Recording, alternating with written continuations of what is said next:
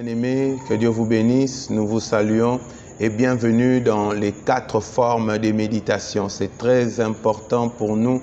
J'ai attendu ce moment, bien-aimés, pendant beaucoup de moments. J'ai vraiment prié pour ça et je bénis Dieu de nous donner cette opportunité d'être ensemble avec vous et de partager autour de la parole de Dieu. Bien-aimés, ce sont de lives spéciales d'enseignement au cours desquels nous allons partager des sujets très très profonds. Donc, habituez-vous à cela. Donc, nous avions dit que c'est les 4 formes de méditation. Alors, nous allons d'abord saisir cette opportunité pour donner ce moment à Dieu, prier et recommander ce moment entre les mains du Seigneur. Père, nous te disons merci pour ces choses autant important pour nous. Tu as dit dans ta parole que nous serons enseignés de Dieu. Nous sommes là, prêts à être enseignés par toi. Saint-Esprit, glorifie le nom de Jésus. Au nom puissant de Jésus. Amen. Alléluia. Qu'est-ce que la méditation? La méditation, c'est l'art de réfléchir sur un sujet avec l'aide de la parole de Dieu. Réfléchir sur un sujet avec l'aide de la parole de Dieu. Alléluia.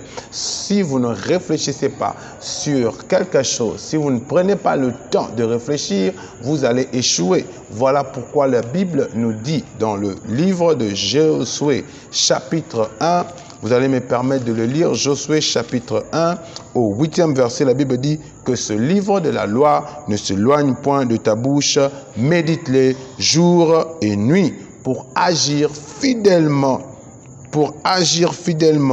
selon tout ce qui est écrit. Car c'est alors que tu auras du succès. Donc Dieu rattache le succès à la méditation. Alléluia. Quand vous allez dans le livre de Psaume, le Psaume chapitre 1, la Bible dit « Heureux l'homme qui ne marche pas selon les conseils des méchants, qui ne s'arrête pas dans les voies des pécheurs. » Mais la Bible dit, verset 2, « Mais qui trouve son plaisir dans la loi de l'Éternel et la médite jour et nuit. » Alléluia. La Bible dit dans le verset qui suit, le verset 3, la Bible dit, il est comme un arbre planté près d'un courant d'eau, qui donne son fruit à sa saison et dont le feuillage ne flétrit point. Tout ce qu'il fait lui réussit. Alléluia. Donc, c'est impératif, bien aimé, d'apprendre l'art de la méditation parce que à la méditation est attaché le succès. À la méditation est attaché le succès. Alléluia. Et il y a un 3e verset très important encore qui souligne l'importance de la méditation. La Bible dit au Proverbe chapitre 16, le verset 20e, la Bible dit « Celui qui réfléchit sur les choses trouve le bonheur. » Amen. Donc, dans toute cette série d'enseignements, nous avons cette vision que vous puissiez réussir. Pourquoi? Parce que la réussite est attachée à la méditation.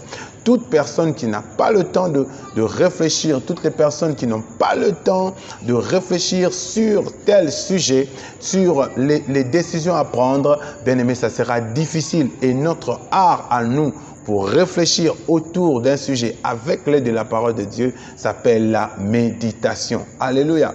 Je pense que vous avez bien compris pourquoi nous devons méditer et à quoi est attachée la méditation et quelle est sa définition.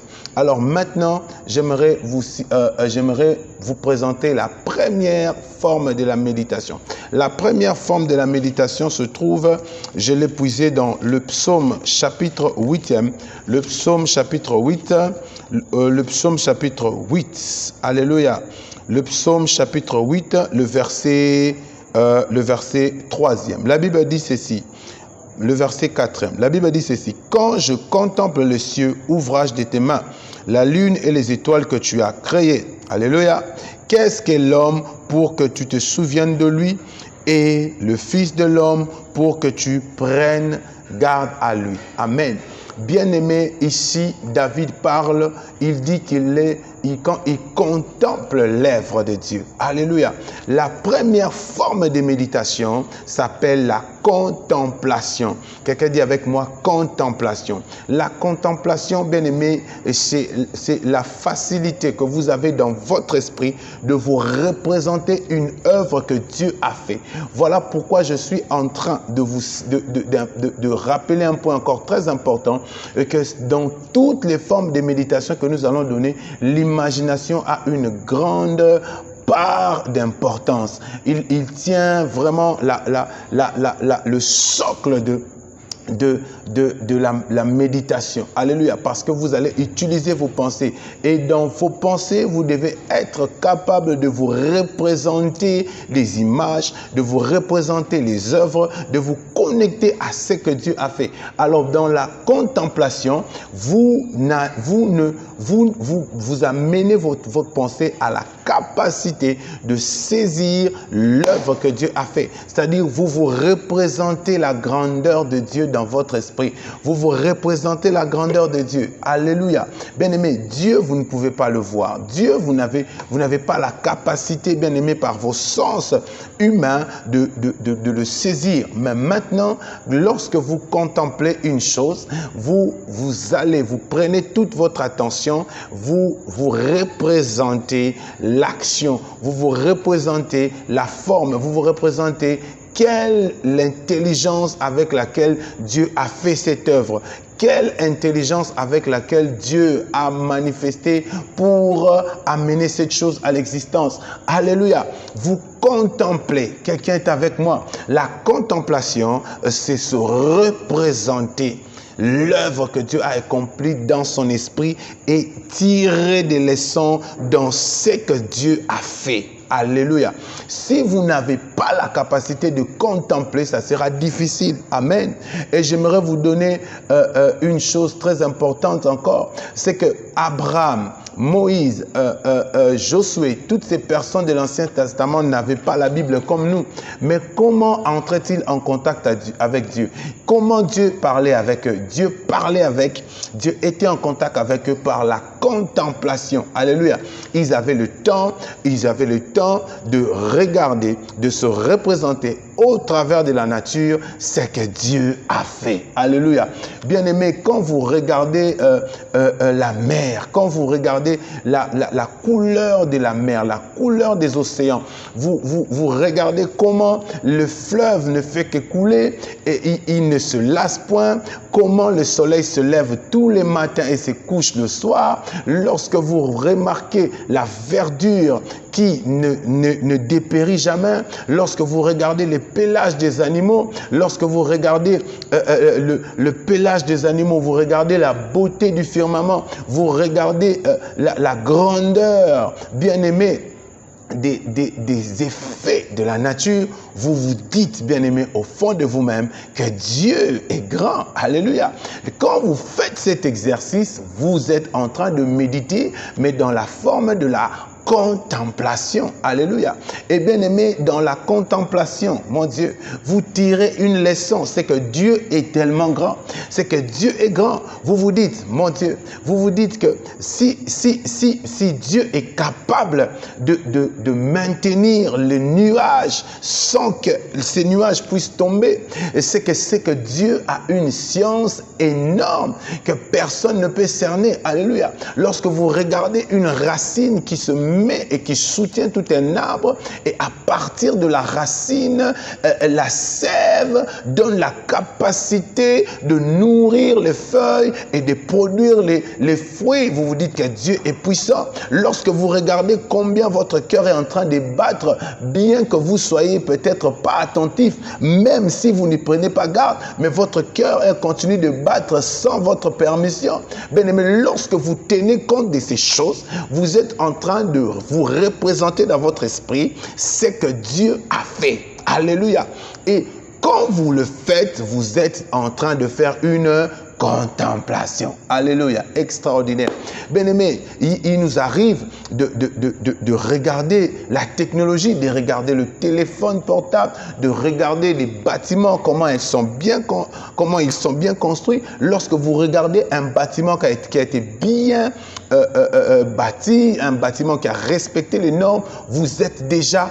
Votre attention est attirée, bien aimé, à l'architecte qui a conçu cette œuvre et vous respectez cet architecte. Donc, vous pouvez vous représenter la puissance, l'intelligence, l'ingéniosité de cet architecte à partir de son œuvre. Donc, la contemplation nous aide à comprendre la grandeur de Dieu au travers de ses œuvres. Donc, ce que Dieu a accompli me pousse à comprendre sa grandeur. Est-ce que quelqu'un est avec moi? Et j'aimerais dire à quelqu'un, si Dieu est capable de maintenir les nuages au ciel avec un support invisible, et c'est que Dieu est capable de vous maintenir en vie, de vous maintenir vos ennemis à distance avec vous, de vous maintenir dans la grâce, de vous maintenir dans la connaissance. Est-ce que vous êtes avec moi? Quelqu'un dit contemplation. Oh, alléluia. Donc la contemplation, c'est la capacité de vous représenter les œuvres que Dieu a faites dans votre pensée, dans votre esprit. Alléluia. Et vous n'allez pas vous limiter là parce que le fait de vous représenter ce que Dieu a fait au travers de la nature vous conduit à tirer de leçons qui peuvent vous être utiles et favorables. Des leçons qui vont fortifier votre foi, des leçons qui vont fortifier votre marche avec le Seigneur. Est-ce que quelqu'un est avec moi? La contemplation, c'est là de vous représenter l'œuvre, les œuvres de Dieu au travers de la nature et d'en tirer des grandes leçons. Alléluia. Quelqu'un dit contemplation. C'est la première forme que j'aimerais que nous comprenions aujourd'hui. Alléluia. Quelqu'un dit contemplation. La contemplation est extraordinaire. Quand vous regardez, bien aimé, le pelage du lion, vous regardez la fourrure, bien aimé, comment il s'appelle, de la girafe. Vous regardez l'allure du cheval. Vous regardez, bien aimé, l'ingéniosité des fourmis. Vous regardez la sagesse, bien aimé. Oh, alléluia, avec laquelle Dieu a créé la terre, a créé la création. Bien aimé, vous n'avez qu'à acclamer pour le roi des rois. Alléluia. La contemplation va vous permettre de ne pas tarir, bien aimé, en mots pour adorer Dieu. La contemplation va vous permettre à aller en profondeur pour louer Dieu. La contemplation vous permet de comprendre, bien aimé, qui est celui qui se cache derrière ce qu'il a créé. Amen. Bien-aimé, n'est-il pas dit qu'on reconnaît un grand artiste au travers de ses œuvres? Bien-aimé, quand vous regardez la nature aujourd'hui, quand vous regardez la création, quand vous regardez tout ce que Dieu a mis en place, bien aimé, ces choses que vous voyez, que ce soit la mer, que ce soit les fleuves qui vont vers la mer sans que la mer ne puisse être inondée. Quand vous regardez le nombre de personnes qui naissent tous les jours et le nombre de personnes qui meurent tous les jours. Quand vous regardez combien de races avons-nous sur la terre, quand vous regardez le nombre de milliards que nous sommes sur la terre et Dieu nous connaît chacun par son nom. Bien aimé, toutes ces choses vous démontrent la grandeur de celui qui se cache derrière cette œuvre. Et pour comprendre la grandeur de celui qui se cache derrière cette œuvre, vous devez aller à la méditation. Et cette méditation s'appelle la contemplation. Waouh! Est-ce que quelqu'un peut contempler le Seigneur? J'aimerais qu'après cette vidéo, même pendant cette vidéo, que vous ayez le temps de contempler le roi des rois, de contempler ce qu'il a fait. Amen. Que Dieu vous bénisse. Alléluia. Et bien aimé, j'aimerais, bien aimé, pour terminer, nous avons vu que Dieu, au travers de la contemplation, nous pouvons voir ce que Dieu a fait, ce que Dieu a créé, comment Dieu a établi l'ordre, comment Dieu, alléluia, comment Dieu a fait. Nous avons vu dans le psaume chapitre 8 au verset 6, David dit, quand je contemple le ciel. Quand je contemple, bien-aimé, je me dis que tu es grand. Amen. Et maintenant, vous pouvez vous représenter l'œuvre que Jésus a accomplie sur la croix.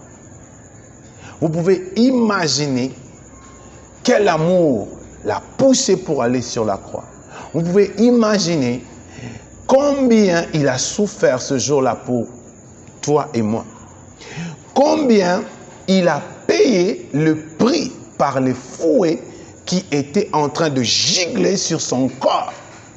Combien les clous déchiraient sa chair pour que nous puissions avoir le salut, nous puissions avoir la liberté.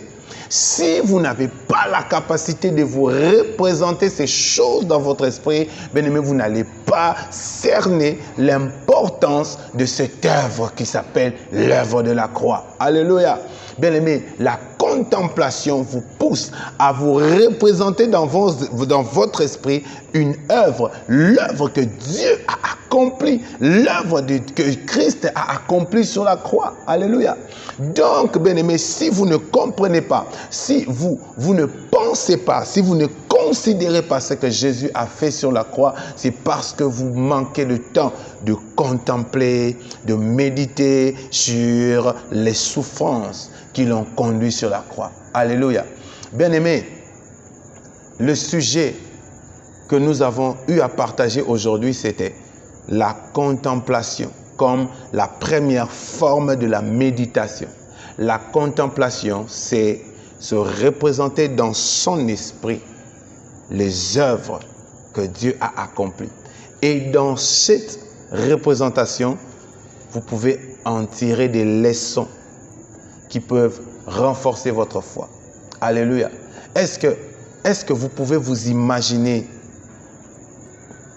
Alléluia. Vous pouvez vous imaginer Sarah, une femme de 90 ans. Waouh! Une femme de 90 ans qui a eu à concevoir Isaac. Alléluia. Quand je contemple ces choses, je tire une leçon. Je me dis que rien n'est impossible à Dieu. Alléluia. Et je dis à toutes les personnes qui me suivent en ce moment que rien n'est impossible pour Dieu dans votre vie. Alléluia. Bien-aimé, est-ce que vous pouvez contempler, vous pouvez vous représenter Goliath. Représentez-vous Goliath dans votre esprit. Come on. Représentez-vous Goliath dans votre esprit. J'avais dit, bien-aimé, que la contemplation, les 4 formes de méditation que nous aurons à décortiquer ont un grand dénominateur commun qui s'appelle l'imagination. Sans l'imagination, vous ne pouvez pas contempler, sans vous ne pouvez pas méditer. Bien-aimé, voilà pourquoi je suis en train de vous dire, imaginez-vous, voyez Goliath, soyez là, allez sur le terrain, entendez les cris de bataille, entendez les cris, waouh, le cri de bataille, le cri qui se lève quand il y a la bataille. Imaginez ce soleil ce jour-là, imaginez la crainte, imaginez combien la voix rauque de Goliath qui est en train de lancer un défi. Et voyez maintenant la taille de David, un jeune homme de 15 ans, bien-aimé. Et voyez, représentez-vous cette pierre, cette petite pierre qui va voler, qui va percer les airs, qui va percer l'atmosphère jusqu'à aller se loger entre les 2 yeux de Goliath. Et bien aimé, voyez comment il est en train de tomber. Waouh! Ça, c'est une contemplation. Si Dieu est capable de renverser des hommes comme Goliath, je ne vois aucun géant qui pourra tenir devant vous. Alléluia! Je ne vois aucun géant qui ne pourra résister à la puissance de la pierre angulaire qui s'appelle Jésus dans votre vie. Come on! Bien aimé, la contemplation est un art de vous représenter les œuvres que Dieu a faites dans votre esprit. Amen. Représentez-vous ça. Amen. Contemplation. Contemplation. J'aimerais qu'après ce message, vous soyez un fervent, alléluia, un fervent, je ne sais pas comment je peux appeler ça, méditateur, une personne qui est capable de méditer dans cette dimension-là. Alléluia. Donc, la première forme de méditation que nous avons eu à décortiquer aujourd'hui s'appelle la contemplation. Alléluia. Que Dieu vous accompagne au nom puissant de Jésus. J'aimerais que vous nous soyez fidèles, ne manquez pas à la prochaine forme de méditation. Cette prochaine forme de méditation s'appelle Alléluia, s'appelle la prévision. Alléluia, la prévision ou la synchronisation. J'aimerais qu'on puisse le partager dans la prochaine vidéo qui va suivre. Bien-aimés, soyez au rendez-vous, que Dieu continue de vous garder au nom puissant de Jésus-Christ. D'ici là, portez-vous bien et je vous laisse dans la contemplation. Au nom de Jésus. Alléluia.